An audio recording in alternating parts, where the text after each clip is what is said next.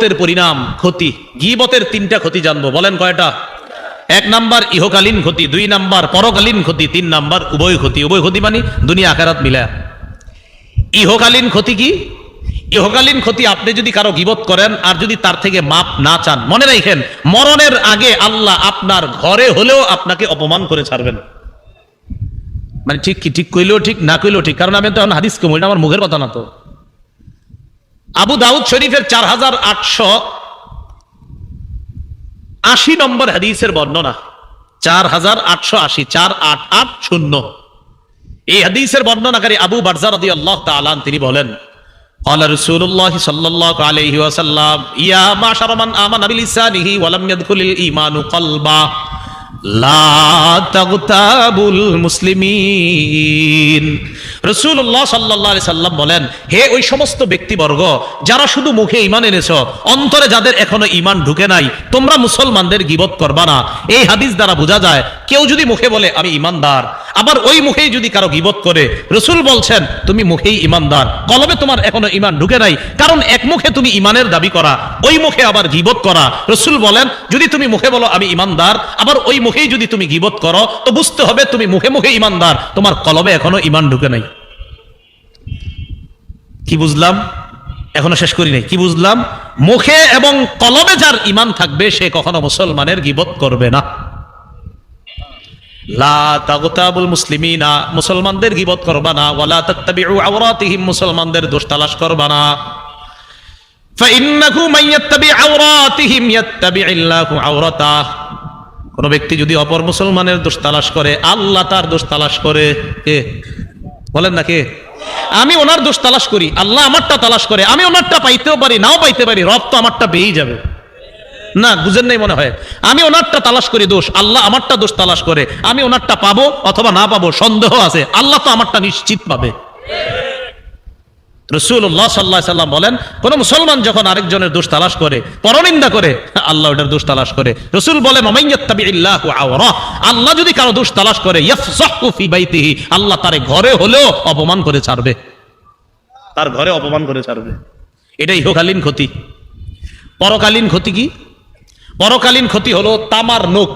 তামার নখ দিয়ে গীবতকারী তার চেহারা আর বুক খামচাইতে থাকবে কিয়ামত পর্যন্ত। কিয়ামত কিন্তু মানে কিয়ামতের মাঠে তো বিচার রয়ে গেছে, এই কিয়ামতের বিচারের আগে গীবতকারী মরণের পরে তামার নখ হবে তার, এই নখ দিয়ে তার চেহারা আর বুককে খামচাইতে থাকবে। আবু দাউদ 4878 নম্বর হাদিসের বর্ণনা, রাসূলুল্লাহ সাল্লাল্লাহু আলাইহি সাল্লামের সাহাবী আনাস থেকে বর্ণনা, নবীজি বলেন লাম্মা উরিজা বি মারারতু বিকওমিন লাহুম আসফারুম মিন নুহাস। মেরাজে আমি রওনা করলাম, আমি একদল মানুষের পাশ দিয়ে অতিক্রম করলাম। আমি তাকিয়ে দেখলাম লাহুম আসফারুম মিন নুহাস, তাদের নখগুলা তামার নখ। ইয়াখমিশুনা উজুহাহুম ওয়া সুদুরহুম, এই নখ দিয়া তারা তাদের চেহারা আর তাদের বুকগুলা এইভাবে খামচাইতেছে, তারা এইভাবে খামচাইতেছে। ফাকুলতু মান হাউলাই ইয়া জিবরিল, আমি প্রশ্ন করলাম জিবরিল এরা কারা? জিবরিল আমিন জবাব দেয় হাউলা ইল্লাযিনা ইয়াকুলুনা লুহুমান নাস ওয়া ইয়াকুনা ফি আরাদিহিম, এরা তারা যারা দুনিয়ার মধ্যে মানুষের গোশত খাইতো। কি খাইতো? এই জায়গার কেউ আছেন মানুষের গোশত খান? তো মানুষের গোশত মানে গীবত করতো। ওয়া ইয়াকুনা ফি আরাদিহিম, যারা মানুষের সম্মান হানি করতো। আল্লাহ আমাদেরকে অপরাধ থেকে বাঁচার তৌফিক দান করেন। গীবতের উভয় ক্ষতিটা দেখেন, আবু দাউদ শরীফের 4881 নম্বর হাদিস। আমি খানা খাইতেছি মনে করেন, আচ্ছা এটাতে দেখা, এটা একটা প্লেট মনে করেন, খানা খাইতেছি। খানা খাওয়ানোর সময় এক লোকমা মুখে দিতে দিতে আরেকজনের দোষ কইতেছে। রাসূলুল্লাহ সাল্লাল্লাহু আলাইহি সাল্লাম বলেন মান আকালা বিরাজুলিন মুসলিমিন আকলাতান, কোন মুসলমান যদি অন্য কোন মুসলমানের দোষ বলতে বলতে এক লোকমা খাবার মুখে নেয়, খাবারটা নিতেছে, আচ্ছা ওই মুখে আরে তোর বেড়া ফালতু এই সেই বলতে বলতে ফাইন্নাল্লাহা ইউতইমুহু মিসলাহা ফি জাহান্নাম, এই পরিমাণ আগুনের দোলা আল্লাহ তার মুখে ঢুকায় দিবে জাহান্নামে। এরপরে মনে করেন আপনি সেলোয়ার পড়তেছেন, জামা পড়তেছেন, জামা পড়তে পড়তে আরেকজনের দোষ কইতেছেন, জামা পড়তেছেন, বিবি কয় কি অবস্থা মনে করে, আরে তোর আর কইও না, বিবিরে কইতেছেন আর জামাটা পড়তেছেন। রাসূলুল্লাহ সাল্লাল্লাহু আলাইহি সাল্লাম বলেন ওয়ামান কুসিয়া বিরাজুলিন সাওবান বিরাজুলিন সাওবা, কোন ব্যক্তি যদি জামা পড়তে পড়তে কারো দোষ বলে, ওয়ামান কুসিয়া বিরাজুলিন সাওবা, জামা পড়তে পড়তে যদি দোষ বলে, ফাইন্নাল্লাহ ইয়াকসুহু মিসলাহু ফি জাহান্নাম, আল্লাহ এই জাতীয় আগুনের জামা তাকে জাহান্নামে পড়ায়া দিবে। ওয়ামান কামা বিরিয়াইন ওয়া সুমআতিন ওয়ামান কামা বিরাজুলিন রিয়াআন ওয়া সুমআতান বা মাকামা রিয়াইন ওয়া সুমআ।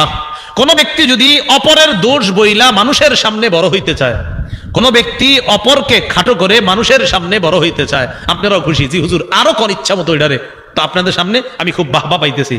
আল্লাহ রাসূল বলেন ফাইন্নাল্লাহা ইয়াকুমু বিহি মাকামা রিয়াইন ওয়া সুমআতিন ইয়াউমাল কিয়ামাহ, কিয়ামতের ময়দানে ওই ব্যক্তিকে লক্ষ কোটি মানুষের সামনে দেখায়া আল্লাহ তাকে জাহান্নামে নিক্ষেপ করবে। কেন? তুমি না দুনিয়াতে মানুষের সামনে বড় হইতে চাইছো, এখন ঠিক আছে হযরত আপনাকে আখিরাতেও মানুষের চোখের সামনেই আমি জাহান্নাম দিচ্ছি, জান। কি দোষ চর্চা করবেন? কারো গীবত করব? আমরা অনেক নামাজিরা এগুলো গুরুত্বই দিই না, মানে নামাজ পড়তে গেছে না মসজিদে 5 মিনিট বাকি, বসে বসে গীবত করে। কারে বুঝাইবেন? 10 মিনিট বাকি, দুজনে বসে বসে। কি অবস্থা? মেয়ের বিয়ে ঠিক হয়েছে না? কার সাথে কি শুনলাম এর বলে বাম চোখে সমস্যা আছে, শুরু হয়ে গেছে। এগুলো হাসবেন না, গুরুত্ব সহকারে নেন। আমরা ভালো ভালো পরিবেশগুলাকে আজকে গীবত দিয়ে নষ্ট করে ফেলছি। ভালো একটা মজলিস শুরু হয়, 5-7 জনের সুন্দর সুন্দর আলোচনা হইতেছে, আল্লাহর কথা হচ্ছে, রসুলের কথা হচ্ছে, বলতে বলতে হঠাৎ এক ব্যক্তির সমালোচনা শুরু হয়ে গেছে। আল্লাহ আমাদেরকে হেফাজত করেন, আল্লাহ আমাদেরকে হেফাজত করেন। এবার আমরা জানবো গীবতের স্তর। গীবতের 4টি স্তর। 1 নাম্বার কুফরি, 2 নাম্বার মুনাফিকি, 3 নাম্বার হারাম, 4 নাম্বার যে গীবত বলা হারাম এই গীবতের বিধান হলো হারাম, এই গীবত শোনাও হারাম। 4 নাম্বার মুবাহ বা বৈধ। জালেমের জুলুম প্রমাণ করার জন্য বিচারকের সামনে জালেমের বিরুদ্ধে 2-4টা দোষ বলা জায়েজ আছে। 2-4টা দোষ বলা কি আছে? এবার একটা গুরুত্বপূর্ণ কথা শুনেন, কখনো কখনো কারো সমালোচনা করা ওয়াজিব। কি বলেন তো? আপনারা সেজদা দেন কাকে? খুব একদম দিল থেকে বলবেন কাকে? এক ব্যক্তি আপনাদের এলাকায় নতুন আসছে, ইমাম হইয়া আসার পরে উনি আপনাদেরকে আল্লাহ ছাড়াও অন্য জায়গায় সেজদা দেওয়া শিখায়, কথার কথা। তো এতদিন সেজদা শুধু আল্লাহরই দিতেন, নতুন করে উনি এমন ভাবে বুঝাইছেন আপনারাও বুঝে ফেলছেন, হ আল্লাহ ছাড়াও অন্য জায়গায় সেজদা দেওয়ার বিধান আছে। আপনাদের এই এলাকার প্রায় 150-200 মানুষ তৈরি হয়ে গেছে যে এখন অন্য জায়গায়ও সেজদা দিতে চায়, আল্লাহ ছাড়াও বাসে বাসে বিভিন্ন জায়গায় গিয়া সেজদা দেওয়ার জন্য তৈরি। এখন এই এলাকার উলামায়ে কেরাম, মাদ্রাসার উলামায়ে কেরাম, ইমাম খতিবরা সবাই মিলে ওই ব্যক্তির সমালোচনা করা ওয়াজিব। ওই ব্যক্তির সমালোচনা করা কি? কেন? জাতির ইমানকে হেফাজত করার জন্য ওই ব্যক্তির সমালোচনা করা তখন ওয়াজিব। কি কথা বুঝে আসছে? আচ্ছা, গীবতের গন্ধ পাওয়া যায় এমন 8টি শব্দ শিখবো। আমি প্রথমে এক শ্বাসে বলতেছি, পরে ব্যাখ্যা দিচ্ছি। 1 নাম্বার গীবত, পরনিন্দা, এটার অর্থ। 2 নাম্বার ইফকুন, মিথ্যা রটনা করা। 3 নাম্বার বুহতানুন, মিথ্যা অপবাদ দেওয়া। 4 নাম্বার নামিমা, চুগলখুরি করা। 5 নাম্বার জুল ওয়াজহাইন, দ্বিমুখী নীতি অবলম্বন করা। 6 নাম্বার হুমাজা, ওয়াইলুল্লি কুল্লি হুমাজা, এই হুমাজা সামনে সমালোচনা করা। 7 নাম্বার লুমাজা, পিছনে সমালোচনা করা। 8 নাম্বার শাতমুন, ব্যঙ্গ করা। ওই যে রসুলের ব্যঙ্গকারী কি বলা হয়? শাতিমে রসুল। 1 নাম্বার গীবত বা পরনিন্দা, এটা তো এতক্ষণ শুনলাম। 2 নাম্বার ইফকুন, মানে মিথ্যা রটনা করা। আল্লাহ কোরআনে বলেন হাজা ইফকুম মুবিন। আম্মাজান আয়েশার ব্যাপারে মুনাফিকরা যখন মিথ্যা রটনা করলো তখন আল্লাহ বলে দিলেন এটা স্পষ্ট মিথ্যা রটনা। 3 নাম্বার বুহতান, মানে মিথ্যা অপবাদ দেওয়া। আল্লাহ পবিত্র কোরআনে বলেন হাদা বুহতানুন আজিম। আম্মাজান আয়েশার ব্যাপারে যখন মিথ্যা রটনা করলো আল্লাহ বলে দিলেন এটা স্পষ্ট মিথ্যা অপবাদ। 4 নাম্বার নামিমা, নামিমা মানে চুগলখুরি করা। চুগলখুরি চিনেননি আপনারা? ওনারটা এর কাছে আর একটা ওনার কাছে বলে বেড়ানো, এটাকে কি বলা হয় বলেন? চুগলখুরি। আবু দাউদ শরীফের 4871 নম্বর হাদিসে রাসূল সাল্লাল্লাহু আলাইহি সাল্লাম বলেন, হযরত হুযায়ফা রাদিয়াল্লাহু তাআলা আনহুর বর্ণনা, রাসূলুল্লাহ সাল্লাল্লাহু আলাইহি সাল্লাম বলেন লা ইয়াদখুলুল জান্নাতা কাত্তাত, চুগলখোর জান্নাতে যাবে না। সহিহ বুখারীর বর্ণনা 6052 নম্বর হাদিস। আব্দুল্লাহ ইবনে আব্বাস রাদিয়াল্লাহু তাআলা আনহুমার বর্ণনা, মাররা নবী সাল্লাল্লাহু আলাইহি সাল্লাম আলা কবরাইন, রাসূলুল্লাহ সাল্লাল্লাহু আলাইহি সাল্লাম 2টি কবরের পাশ দিয়ে অতিক্রম করলেন। করার সময় নবীজি বললেন ইন্নাহুমা লা ইউআজ্জাবান, এই 2 কবরে শাস্তি দেওয়া হচ্ছে। এরপর বললেন ওয়ামা ইউআজ্জাবানে ফি কাবীরিন, এই 2 কবরে যাদের শাস্তি হচ্ছে বড় কোনো অপরাধে না। ও শোনেন, এটা রসুলকে আল্লাহ জানিয়ে দিয়েছেন তাই রসুল বলতে পারছে। আবার বলছি, রসুল যে বলছে এই 2 কবরে আযাব হচ্ছে, এটা আল্লাহর পক্ষ থেকে নবী জানছে, জানার পরেই বলছে। মনে রাখবেন, নবী নিজের থেকে কিছু বলে না, আল্লাহ না বলাইলে। আল্লাহ যা বলে সেটাই নবী বলে। কি কথা বুঝে আসছে? হ্যাঁ। এবার রাসূলুল্লাহ সাল্লাল্লাহু আলাইহি সাল্লাম বললেন আম্মা আহাদুহুমা ফাকানা লা ইস্তাতিরু মিন বাউলিহি। যুবক ভাইরা শোনেন, যারা আপনারা প্রস্রাব করে শুধু পানি নেন, ঢিলা টিস্যু নেন না, দাঁড়ায় কোনো মতে সাইরা দৌড় দেন। রাসূলুল্লাহ সাল্লাল্লাহু আলাইহি সাল্লাম বলেন আম্মা আহাদুহুমা ফাকানা লা ইস্তাতিরু মিন বাউলি, এক কবরে শাস্তি দেওয়া হচ্ছে প্রস্রাব থেকে সতর্ক না থাকার কারণে। সে প্রস্রাবের ব্যাপারে সতর্কতা অবলম্বন করতো না। এখন ফতুয়া জিগায়, হুজুর পানি নিলে শুধু চলবে না? পানি নিলে শুধু চলবে না? না চলবে, এটা ট্রাই করবেন। কিভাবে? প্রস্রাব করে কিছুক্ষণ বসে থাকেন, উঠেন না, দেখবেন একটু পরে ফোটায় ফোটায় পড়তেছে। তো আপনি পানি নিয়ে আসার পরেও তো এটা ফোটা ফোটা পড়বে। এই জন্য টিস্যু নিবেন, আর মাটি থাকলে মাটি নিলে ভালো, না পারলে টিস্যু। ও আম্মাল আখর, আর আরেক কবরে ফাকানা ইয়ামশি বিন নামিমা, সে চুগলখড়ি করত, এই জন্য ওই কবরে শাস্তি হচ্ছে।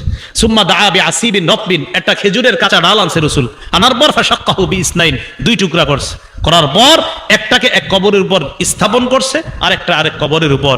এরপর বললেন লাআল্লাহু ইউখাফফাফু আনহুমা মালাম ইয়াইবাসা, এই দুইটা কাঁচা ডাল শুকনা হওয়ার আগ পর্যন্ত আমি আশাবাদী এই দুই কবরের আযাব হালকা করা হবে। তাহলে বলেন তো, চুগলখুরির কারণে শাস্তি কবরে হয়, এটা আমরা জানলাম। মুসনাদে আহমদ একটা হাদিসের কিতাব, এই কিতাবের 17,998 নম্বর হাদিসের বর্ণনা। রাসূলুল্লাহ সাল্লাল্লাহু আলাইহি সাল্লাম বলেন, খিয়ারু ইবাদিল্লাহ আল্লাযীনা ইযা রুউ যুকিরাল্লাহ, এই পৃথিবীর আল্লাহর বান্দাদের মাঝে সবচেয়ে উত্তম বান্দা তারা যাদেরকে দেখলেই আল্লাহর কথা মনে পড়ে।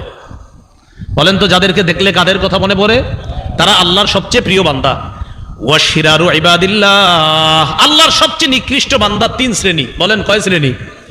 এক নাম্বার আল মাশাউনা বিন নামিমা, চুগলখোর যারা, তারা হলো সবচেয়ে নিকৃষ্ট। দুই নাম্বার আল মুফাররিকুনা বাইনাল আহিব্বা, মহব্বতের মানুষদের মাঝে যারা ফাটল ধরায়, তারাও সবচেয়ে নিকৃষ্ট।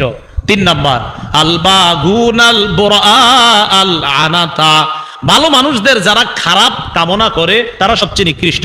এই এলাকার একজন আল্লাহর ব্যাপারে আপনাদের কেউ কামনা করলেন, এটা ঠাড়া বুড়া মরতে পারলো না, কামনা করছেন আপনি একটা ভালো মানুষের ব্যাপারে। মনে রাখেন, রাসূল বলেন, একজন ভালো মানুষের ব্যাপারে তুমি আল্লাহর কাছ থেকে গজব কামনা করলা, আমি নবী তোমার পৃথিবীর সবচেয়ে নিকৃষ্ট বলে ঘোষণা করে গেলাম। তাহলে ভালো মানুষের ব্যাপারে যদি খারাপ ধারণা আপনার করেন, যে খারাপ কামনা করেন, আল বাগুন আল বুরা আল আনাতা, ভালো একটা মানুষ, তার ব্যাপারে আপনি খারাপ চাইতেছেন, যে এটা এই টাইফয়েডে মরতে পারে না, কথার কথা, মানে আপনি চাইতেছেন যে খারাপ অবস্থায় থাক।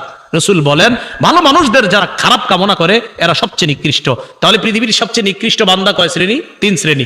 এক নাম্বার চুগলখোর, দুই নাম্বার ভালোবাসার মানুষদের, মহব্বতের মানুষদের মাঝে যারা ফাটল ধরায়, তিন নাম্বার যারা ভালো মানুষদের অকল্যাণ কামনা করে, তারা হলো সবচেয়ে নিকৃষ্ট। আল্লাহ আমাদেরকে চুগলখুরি নামক অপরাধ থেকে বাঁচার তৌফিক দান করেন। মনে আসেনি 8টা শব্দ? এই 4 নাম্বার চুগলখুরি। 5 নাম্বার জুল ওয়াজহাইন, জুল ওয়াজহান মাইনি যার দুই চেহারা, দ্বিমুখী নীতি অবলম্বন করে। আবু দাউদ শরীফের 4872 নম্বর হাদিস, আবু হুরায়রা রাদিয়াল্লাহু তাআলা আনহুর বর্ণনা, ক্বালা রাসূলুল্লাহ সাল্লাল্লাহু আলাইহি ওয়াসাল্লাম, মিন শাররিন নাস জুল ওয়াজহাইন আল্লাযী ইয়াতি হাউলা'i বিওয়াজহিন ওয়া হাউলা'i বিওয়াজহিন। রাসূলুল্লাহ সাল্লাল্লাহু আলাইহি সাল্লাম বলেন, পৃথিবীতে সবচেয়ে নিকৃষ্ট মানুষ হলো যে ব্যক্তি দ্বিমুখী নীতি অবলম্বন করে, যে একবার এদের কাছে এক চেহারা নিয়ে যায়, আবার তাদের কাছে আরেক চেহারা নিয়ে যায়, এরা সবচেয়ে নিকৃষ্ট মানুষ। এরপর রাসূলুল্লাহ সাল্লাল্লাহু আলাইহি সাল্লাম আবু দাউদ শরীফের 4873 নম্বর হাদিসের আম্মার রাদিয়াল্লাহু তাআলা আনহুর বর্ণনা, নবীজি সাল্লাল্লাহু আলাইহি সাল্লাম বলেন, মান কানা লাহু ওয়াজহানে ফিদ দুনিয়া কানা লাহু লিসানানি মিন নারিন ইয়াউমাল কিয়ামা, দুনিয়াতে যে দ্বিমুখী নীতি অবলম্বন করে, কিয়ামতের ময়দানে তার আগুনের দুটি জিহ্বা হবে। কিসের জিহ্বা? আগুনের। একটু কল্পনা করেন যে আমি হইলাম দুনিয়াতে দুমুখা সাপের মতো, আমার আগুনের দুইটা জিহ্বা যদি কিয়ামতের মাঠে হয়, কেমন দেখা যাবে? কি ভালো দেখা যাবে? না, আল্লাহ আমাদেরকে হেফাজত করেন। 6 নাম্বার হুমাজা। হুমাজা কাকে বলে?